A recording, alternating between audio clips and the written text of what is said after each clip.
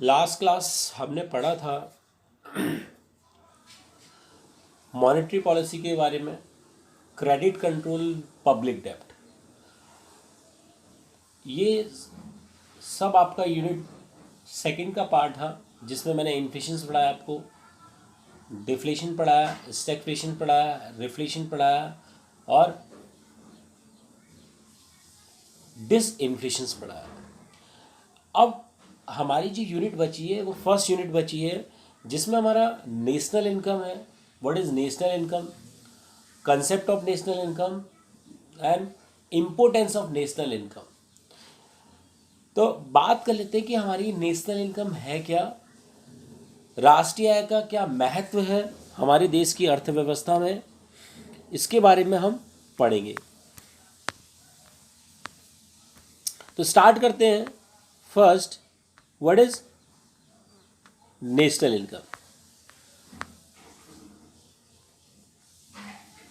National income is the money value of all the final good and services produced by a country. National income refers to value of final goods and services produced within one accounting year. जितने भी final goods and services है जो एक साल में country के द्वारा produce किया जाता है, उसको हम नेशनल इनकम कहते हैं, उसे हम राष्ट्रीय आय कहते हैं। फिर बता देता हूं, national income refers to the monetary value of all final goods and services produced by a country during a period of 1 year is known as national income, is called राष्ट्रीय आय। National income is total amount of goods and services produced within the nations. National goods में वो सारी वस्तुएं, सेवाएं आ जाती हैं जो एक कंट्री के द्वारा अपनी बाउंड्रीज में एक साल में प्रोड्यूस की जाती हैं, उसी को हम राष्ट्रीय आय कहते हैं। It is total factor income. It is also included the factor income such as wages, interest, rent, profit receive by factor of productions, labour capital, land, entrepreneurship of nations. So ये इस इनकम्स में wages भी आती है हमारी, interest भी आ जाता है, प्रॉफिट भी आ जाता है, जो हमें फैक्टर ऑफ प्रोडक्शन से प्राप्त होता है। तो जब हम नेशनल इनकम की बात करते हैं तो हम बात करते हैं monetary value of final goods and services which are produced within the boundary line of a nation within an accounting year is known as national income. NI is the money measure. NI जब national income की बात होती है तो हम उसका money measurement कहते हैं। तो पहला आता है इसमें net value of all product and services, सारी ही वैल्यूज आ जाती हैं गुड्स एंड सर्विसेज की, of an economy during a year. During a year में जो भी होता है, counted without duplications. Even we can not use duplicate, हम डुप्लीकेसी नहीं कर सकते जब हम नेशनल इनकम को कैलकुलेट कर रहे हैं। एक चीज़ को हम एक ही समय में काउंट करेंगे। फॉर एग्जाम्पल मैं आपको बताना चाहता हूँ कि इंटरमीडिएट गुड्स को हम इंक्लूड नहीं करते, we take final value of goods and services. Now after having allowed out for depreciation allow किया जाता है both in the public and private sectors, public sectors में भी और प्राइवेट सेक्टर्स में। In consumption capital goods sector, और consumption में अगर कैपिटल गुड्स आ रहे हैं उसको भी हम नेशनल इनकम में मेजर्स करते हैं। फाइनली थ्रूइंग the net gain from international transactions, जो हमें गेन हो रहा है इंटरनेशनल जो ट्रांजेक्शन से, कंपेयरिंग ऑफ गेन जिसमें गेन भी आता है, sorry comprises of gain, gain also included not merely from export import, means when we are considering national income we have going to be take net import and export. It means export minus import. For example, if the value of a meter of cloth is ₹20, अगर cloth की जो metre value है वो 20 रुपये है, and the total cloth produce is 100, और जो total हमने गुड्स प्रोड्यूस किया है वो है 100 मीटर, तो जो मॉनेटरी वैल्यू होगी क्लोथ की वो कितनी होगी? 2000। तो जब हम नेशनल इनकम कंसिडर करेंगे तो will take the final value of goods In this way we can find out the value of other goods and services and the total value of all the goods and services produced during the year. जितनी भी final goods आ रही है उस goods को produce करने में that will consider as a national income, उसी को हम नेशनल इनकम को कैलकुलेट करने में कंसिडर करते हैं. Now what is national income important? क्यों राष्ट्रीय आय का महत्व है? Measuring the level and rate of growth of national income is important to economists when they are considering. जब हम नेशनल इनकम को कंपेयर करते हैं तो हम चेक करते हैं ऑन दैट बेसिस कि इकोनॉमिक ग्रोथ क्या है. राष्ट्रीय आय पे ही हमारे देश की ग्रोथ डिपेंड होती है. जब हम जीडीपी की बात करते हैं, GDP include gross domestic product. It is the sum total of primary, secondary और टर्चरी इनकम. जीडीपी में हमारे तीनों ही सेक्टर की इनकम को इंक्लूड किया जाता है. तो नेशनल इनकम का पहला जो पॉइंट है, नेशनल इनकम के बेसिस पे ही हम कंट्री की रेट ऑफ ग्रोथ को कैलकुलेट कर सकते हैं.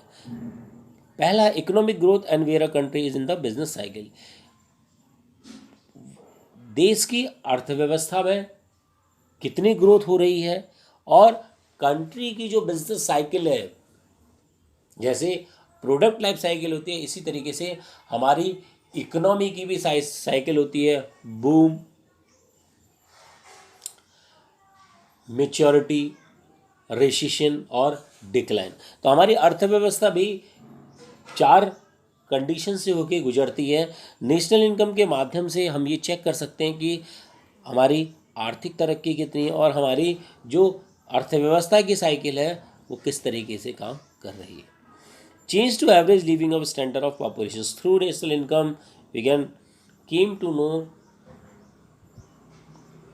How is the standard of living of the population in country की. जो एवरेज जो स्टैंडर्ड ऑफ लिविंग है वो लोगों की क्या है. Looking at the distribution of national income, measuring income and wealth inequalities.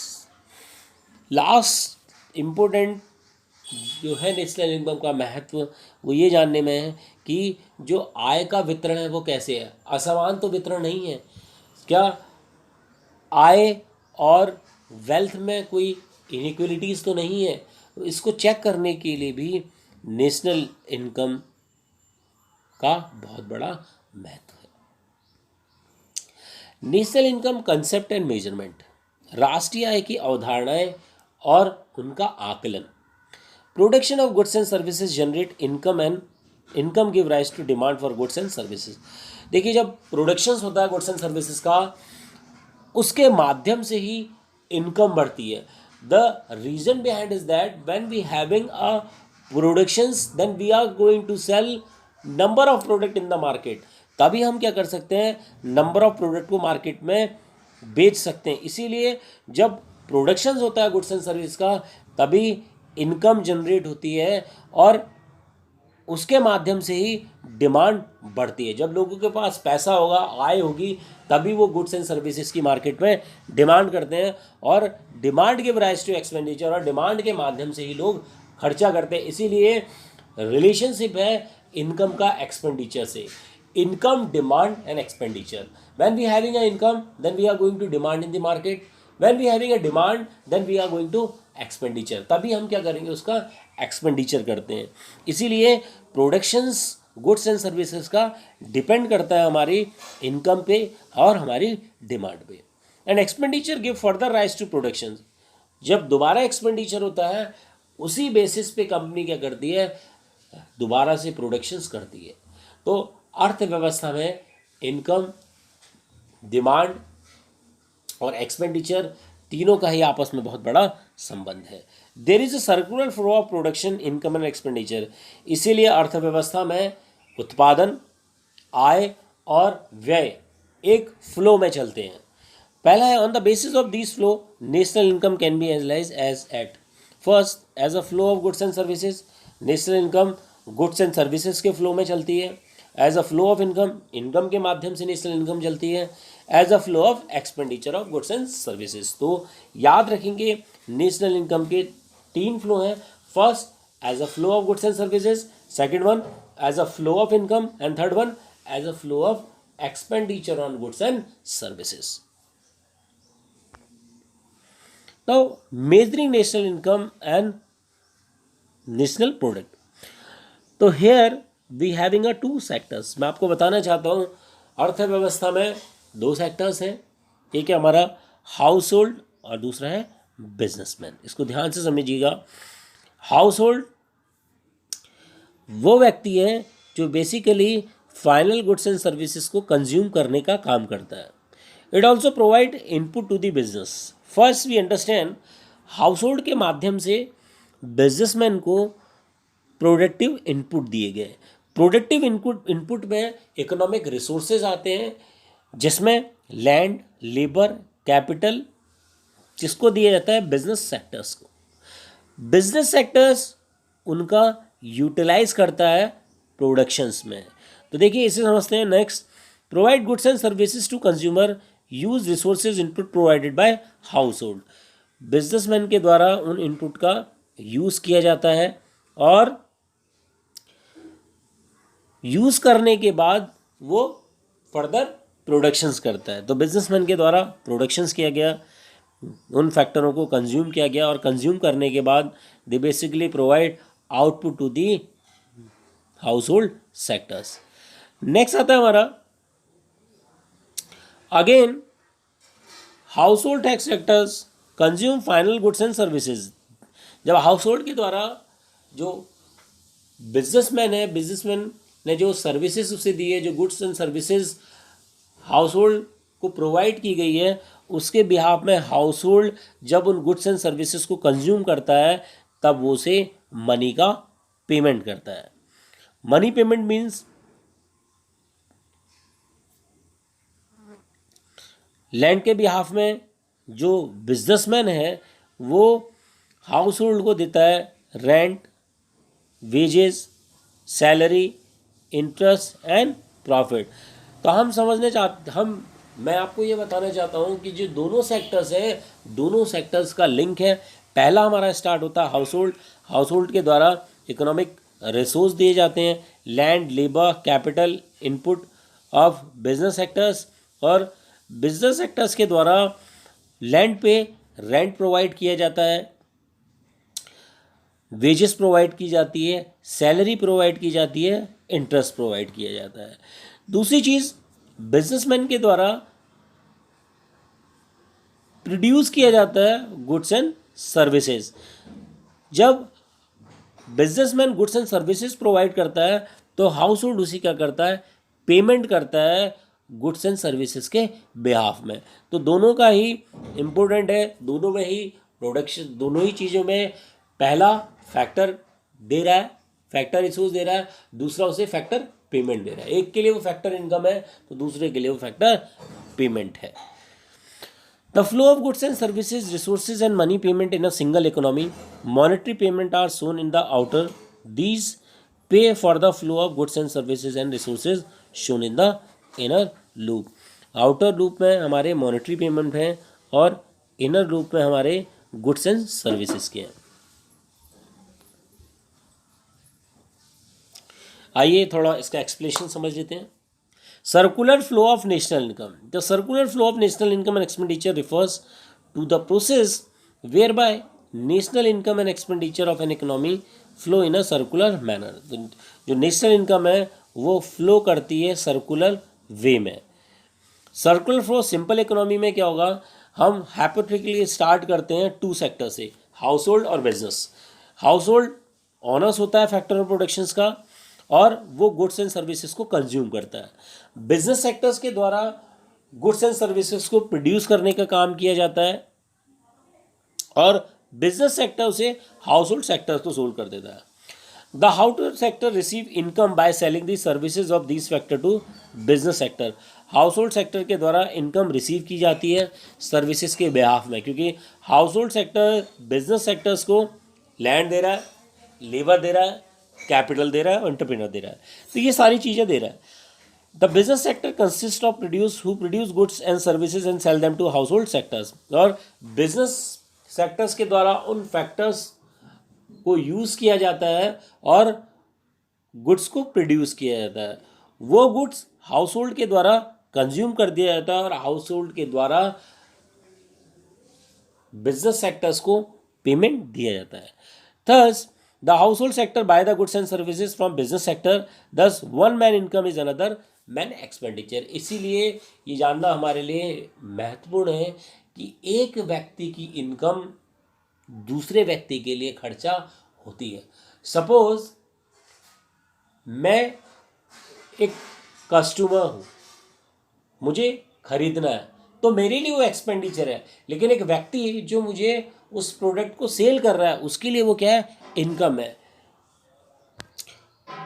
The outer ring of diagram show real flow. जो आउटर रिंग मैंने बताया था आपको पिछले उसमें, वो फैक्टर सर्विसेज को शो कर रहा है जो household sectors business sectors को देता है और business sectors household sectors को।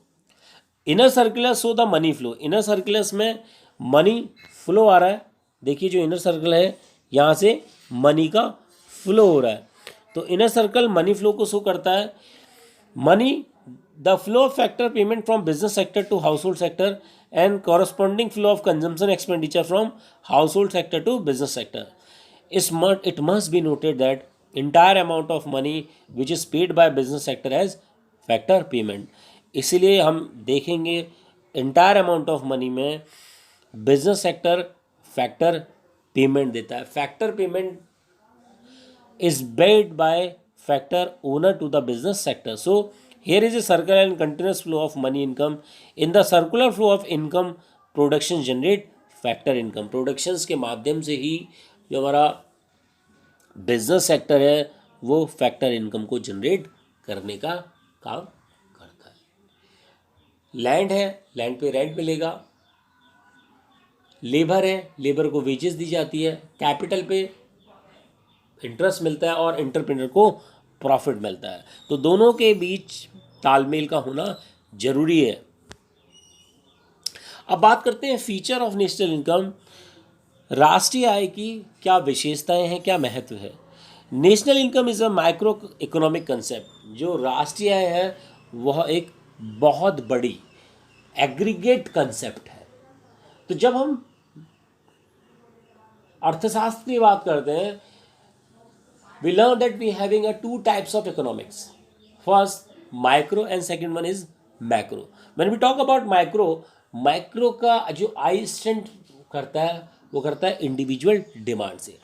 Where as a national income there is a macro economics a explain aggregate demand. So now जो नेशनल इनकम है, हमारी जो राष्ट्रीय आय है, वह एक बहुत बड़ी कंसेप्ट है। Macroeconomics deal with aggregate or the economy as a whole. Macroeconomics जब हम पढ़ते हैं तो हम एग्रीगेट इकोनॉमी की स्टडी करते हैं, क्योंकि राष्ट्रीय आय का महत्व पूरे देश के लिए महत्वपूर्ण है। राष्ट्रीय आय की जब हम गणना करते हैं तो हम पूरे देश के इनकम को कैलकुलेट करने की अपेक्षा रखते हैं। तो इसीलिए कह रहा है कि जो माइक्रो इकोनॉमिक्स है वो एग्रीगेट पे डील करती है। National income data present the picture of performance. राष्ट्रीय आय के माध्यम से ही हम अर्थव्यवस्था की प्रेजेंट परफॉर्मेंस को जान पाते हैं कि गिवन पीरियड ऑफ टाइम में हमारी अर्थव्यवस्था की परफॉर्मेंस कैसी रही। National income is a flow concept. National income एक फ्लो कंसेप्ट है।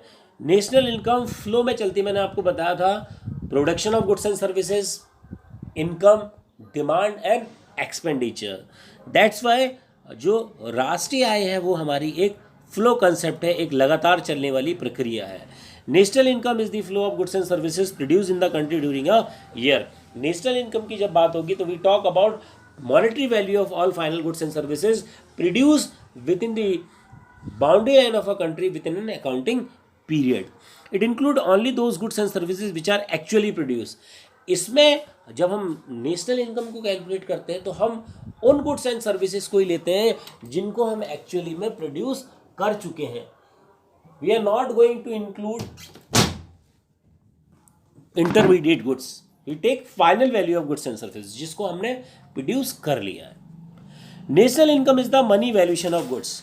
नेशनल इनकम को हम ऑलवेज एक्सप्रेस करते हैं मॉनेटरी टर्म्स में. That's why national income is measure in monetary terms. It represent those goods and services which are exchange for money. जिन goods and services को हम exchange करते हैं मनी में, उन्हीं गुड्स को हम राष्ट्रीय आय में इंक्लूड करते हैं. National income include value of only final goods and services. As a definition suggests, we count only final goods and services. Intermediate goods are excluded when we are counting national income.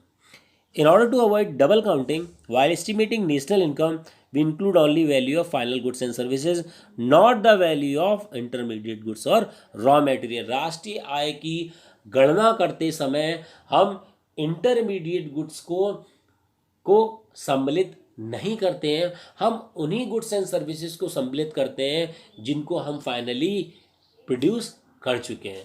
Will consider final value of goods and services produce within the boundary line of a nation within an accounting year.